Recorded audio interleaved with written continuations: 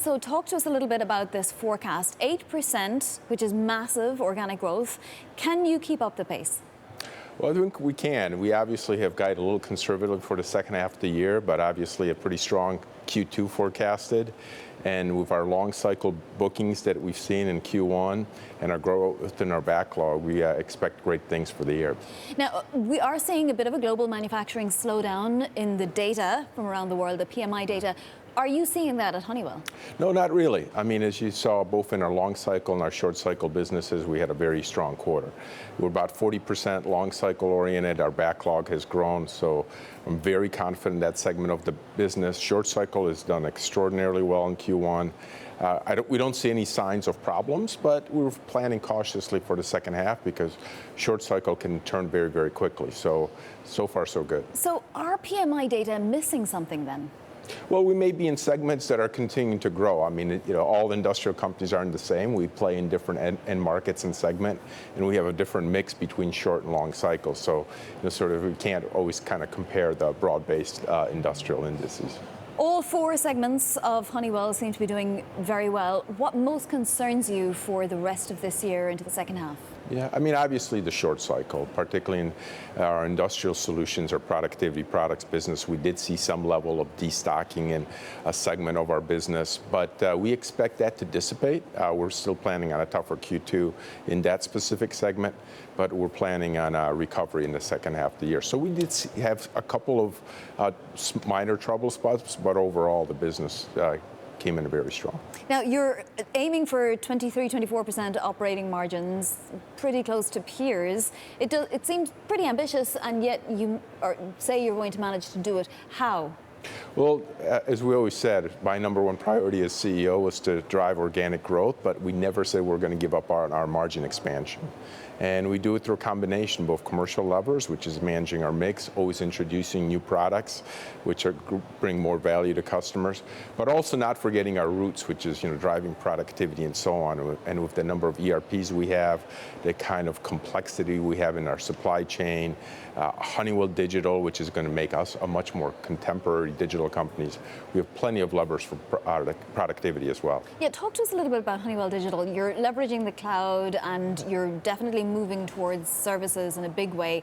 How is that going to be an additional value to the customer? Yeah, well, Honeywell Digital really has three primary elements. That is data governance, which is standard data across all our various businesses, and we've done over 80 acquisitions in the last 15 years, so we have a lot of disparity. Common processes, which is we want to run our businesses the same way in a very consistent manner because we have some pockets of excellence, but we also have some inconsistency. All integrated with a common IT platform. Just to give you an example, we had well over 1,500 different software applications before we started. We had over 150 different ERP systems. It's just very difficult to run a company efficiently and enable us to really make good data-based decisions. And Honeywell Digital is really all about enabling that. You also have a phenomenal warehouse business at the moment. Amazon is a huge client. There is huge growth there. What's your plan for that segment? Yeah, warehouse automation, which we started in 2016 with our Intelligrated acquisition. It's been just a terrific business, growing strong, double-digit. We also made another acquisition called Transnorm, which added to that technology in Europe in Q4 last year. And we were planning on growing it organically, but also we're looking to enhance our offerings, so we're also looking for inorganic opportunities as well. And innovation is the key. Like anything we do in Honeywell, innovation is always the key. Whether it's expanding into Europe, driving more robotics, a connected warehouse offering, which we're bringing to customers, and having a broader play are the key technology levers for that business. How do you expand the customer base? It seems like Amazon is one of the most major players there. Are there others that you can bring on board?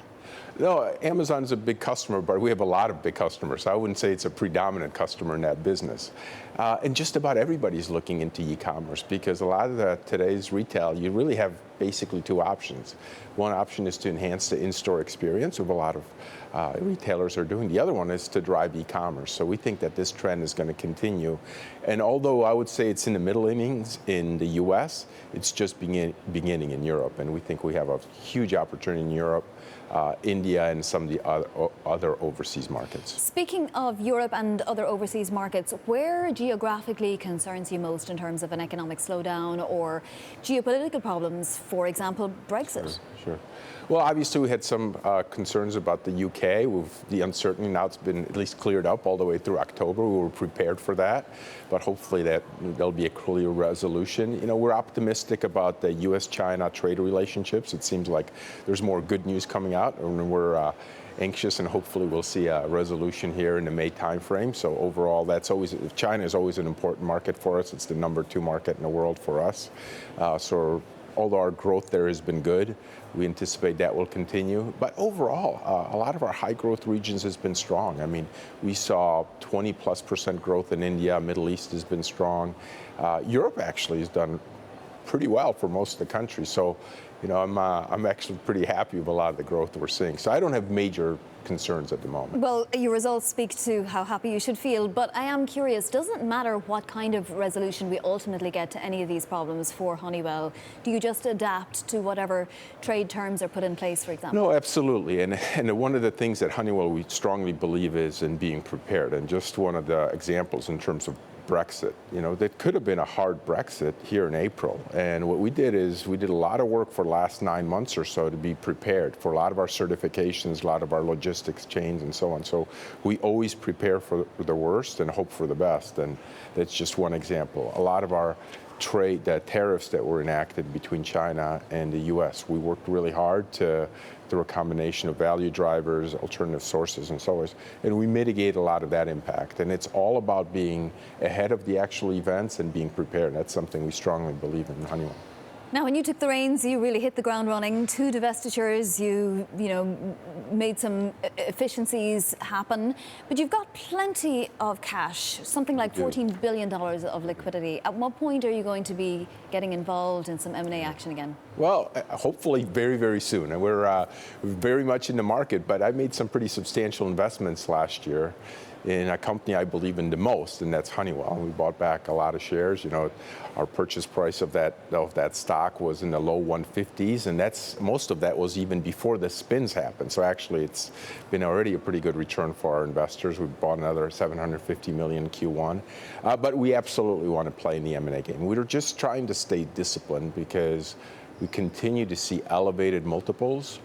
And although we want to play and we want to be active, we also want to be prudent. And it's not our money, it's the shareholders' money. Very true, but there's a lot of it. And I'm sure they would also be pleased if things were to materialize that would be, of value to them and to Honeywell. So what have you been examining? Whose balance sheets have you been looking at? Where in the world and what kinds of areas? Yeah, we look just about everywhere. So, I mean, we have BD people, and we have a very active pipeline in the U.S. and China and India and Middle East. We also have a very active venture capital fund, and we've made about 6 investments in the last 6 months, which is augmenting our technology plays.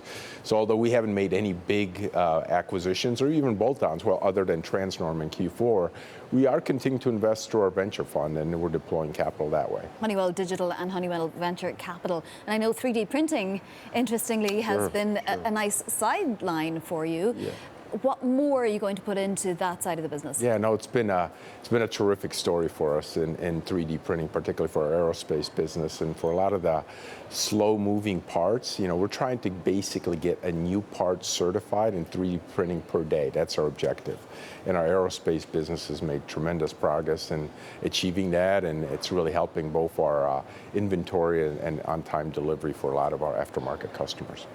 I have to ask you about the Boeing situation, because you do supply, weather radar systems and also, runway awareness technology. Is it going to materially or even just very slightly impact results in the next quarter or two? No, I mean, based on what we know so far, it's not going to materially impact results. We're certainly optimistic that these issues will get resolved, but based on what's been announced so far, we don't see a material impact to our financials, and we remain confident in Boeing and the aircraft, and we think those issues will get resolved. In terms of the modern workforce, we hear a lot about it these days, about how to give them the skills to, continue to be relevant. We hear about wage inflation. What are your current thoughts? I know you've done a lot of work on what a modern workforce looks like, and you're in the manufacturing and industrial production. Sure. areas. I mean, education is the key, and particularly STEM education. And Honeywell is a big believer in that. And not only do we develop a lot of our young people that we bring into the company, but we're also spend a lot of money and time on developing teachers, for teachers to be more effective in STEM education. And it's something that we're going to be supporting going forward, even on a broader scale, because that's the way to differentiate our company. We're always going to be differentiated by technology. We want to bring the brightest and the best.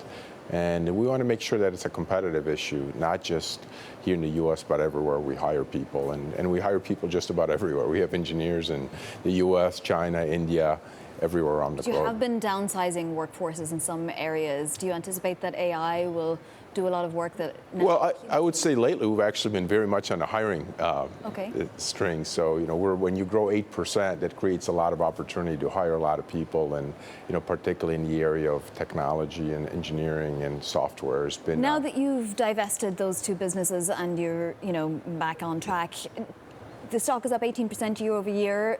Is Honeywell nicely valued? Is it fairly valued? No, we still think we have a lot of tailwinds. I mean, we have a very good track record, and we deliver. We do what we say. That's something that's very important to us, is that our do matches our say. And as you look at our backlog, whether you look at financials, our strategies are working.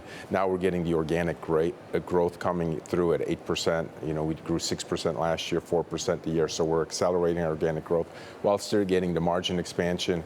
We have a lot of money on our balance sheet, so we can deploy that, whether it's buybacks or M&A, and a lot of tailwinds, and I'm very excited by our prospects for the future. Well, looking forward to hearing some of that M&A action when it starts to come through.